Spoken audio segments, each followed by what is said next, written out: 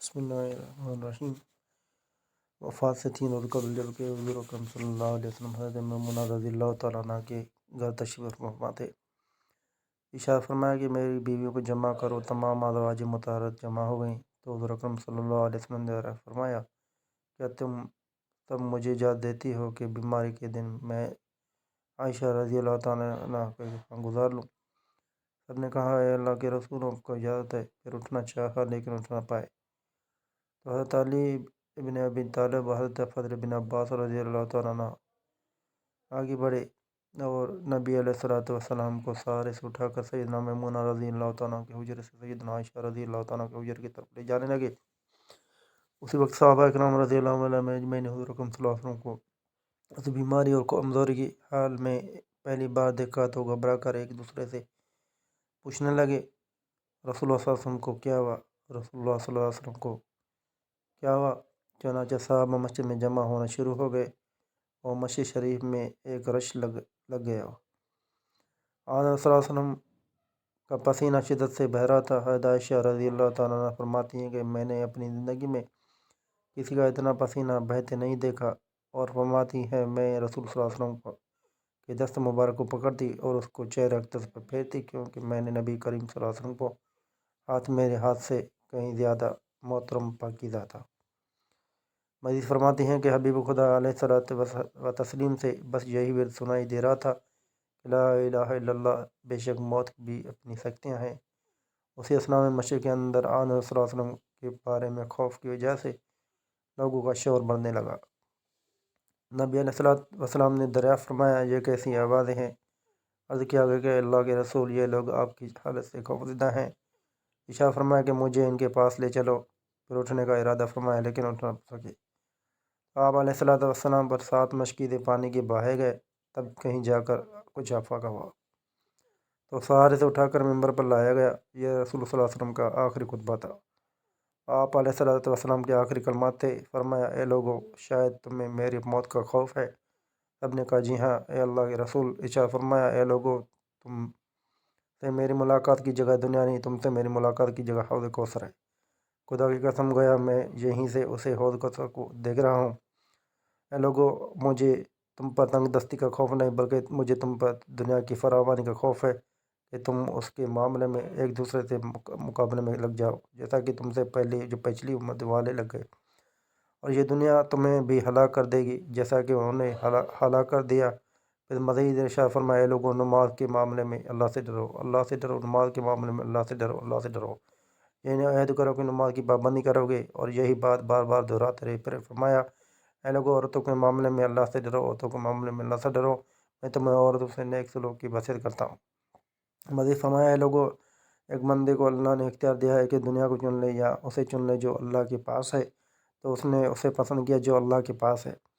اس جملے سے حضور اکرم صلی اللہ علیہ وسلم کا مقصد کوئی نہ سمجھا، حالانکہ ان کی اپنی ذات مراد تھی، جبکہ حضرت ابوبکر صدیق رضی اللہ تعالیٰ عنہ تنہا شخص جو اس جملے کو سمجھے اور دارو قطار رونے لگے اور بلند آواز سے گرا کرتے ہوئے اٹھ کر کھڑے ہوئے اور نبی علیہ الصلوۃ والسلام کی بات کر کے پکارنے لگے، ہمارے باپ دادا آپ پر قربان، ہمارے مائیں آپ پر قربان، ہمارے بچے آپ پر قربان، ہمارا مال و دولت آپ پر قربان۔ روتے جاتے ہیں اور یہی الفاظ کہتے جاتے ہیں۔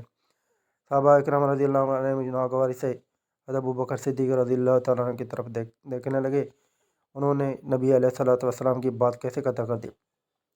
اس پر نبی کریم صلی اللہ علیہ وسلم نے حضرت ابوبکر صدیق رضی اللہ تعالیٰ عنہ کا دفاع ان الفاظ میں فرمایا، اے لوگو، ابوبکر کو چھوڑ دو کہ تم میں سے ایسا کوئی نہیں کہ جس نے ہمارے ساتھ کوئی بھلائی کی ہو اور ہم نے اس کا بدلہ نہ دیا ہو۔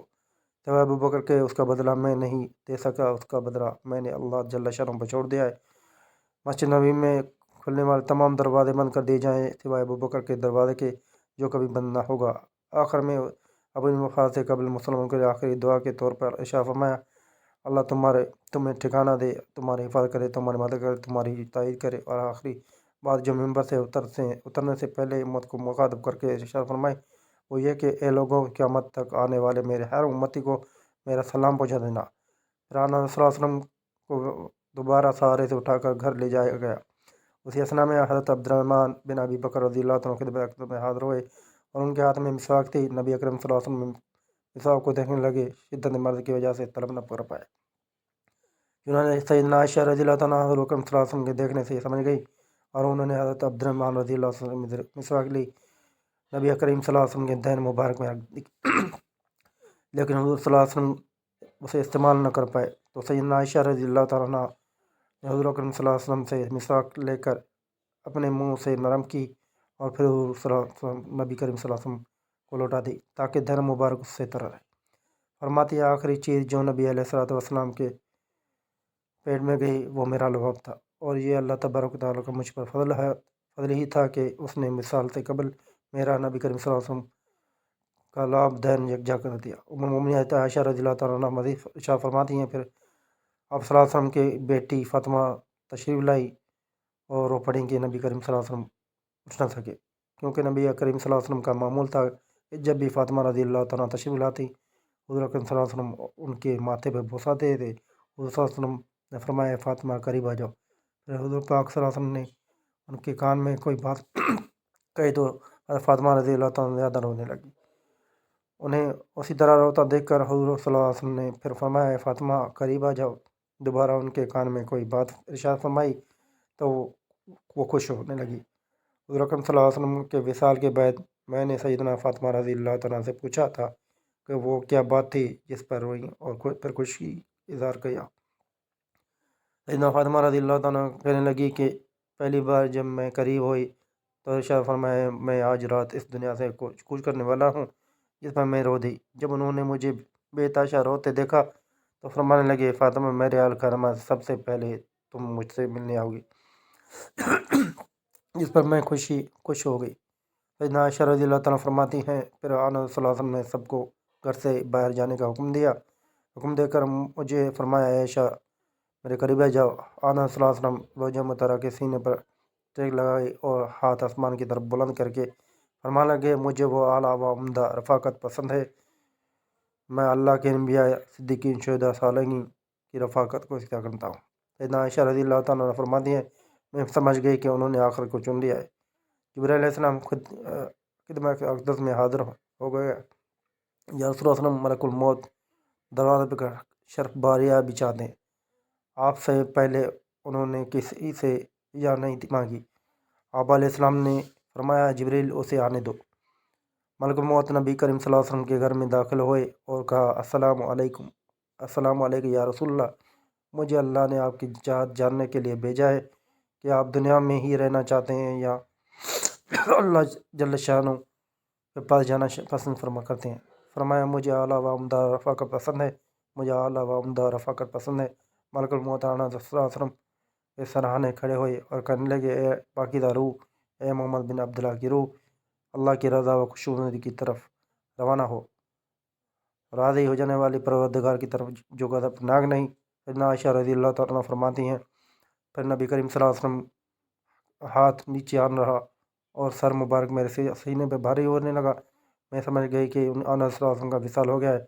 मुझे और तो कुछ समझ नहीं आया तो मैं अपने हुजरे से निकली और मस्जिद की तरफ का दरवाज़ा खोल कर कहा रसूल सल्लल्लाहु अलैहि वसल्लम का विसाल हो गया, रसूल सल्लल्लाहु अलैहि वसल्लम का विसाल हो गया। मस्जिद आऊँ और नालों से गूंजने लगी। उधर अली करमुल्लाह वजह जहाँ खड़े थे वहीं बैठ गए, फिर हिलने की ताकत तक न रही।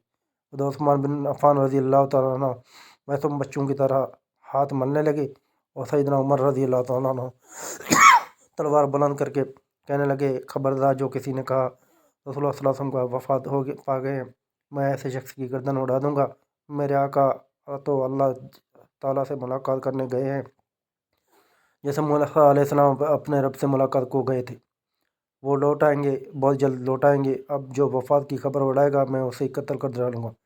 उसी मौका पर सबसे ज़्यादा ज़ब्त बर्दाश्त और सब्र करने वाली शख्स सैयदना अबू बकर सिद्दीक़ रज़ियल्लाहु तआला की आप हिजर नबी में दाखिल हुए। रहमत आलम सल्लल्लाहु अलैहि वसल्लम के सीना मुबारक पर सर रख कर रो दिए कह रहे थे वाह खलीला वाह सफ़िया वाह हबीबा वाह नबिया, हाय मेरा प्यारा दोस्त, हाय मेरा मखलूस साथी, हाय मेरा महबूब, हाय मेरा नबी। फिर आन सल्लल्लाहु अलैहि वसल्लम के माथे पर बोसा दिया और कहा या सल्लल्लाहु अलैहि वसल्लम आप पाकीज़ा जिए और पाकीज़ा ही दुनिया से रुखसत हो गए।